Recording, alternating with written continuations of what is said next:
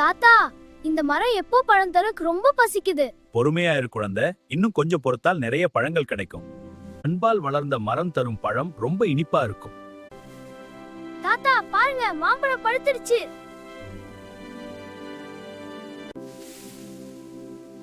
முதல் பழத்தை நாம மட்டும் சாப்பிடக்கூடாது, அத மற்றவர்களோடு பகிர்ந்து கொள்ளணும்.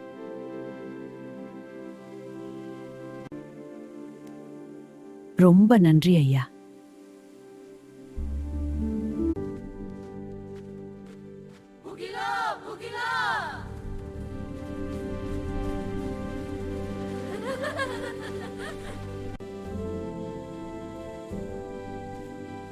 பார்த்தியா முகிலா, நாம அன்பை பகிர்ந்தால் அது நமக்கு இன்னும் அதிகமா திரும்பி வரும்.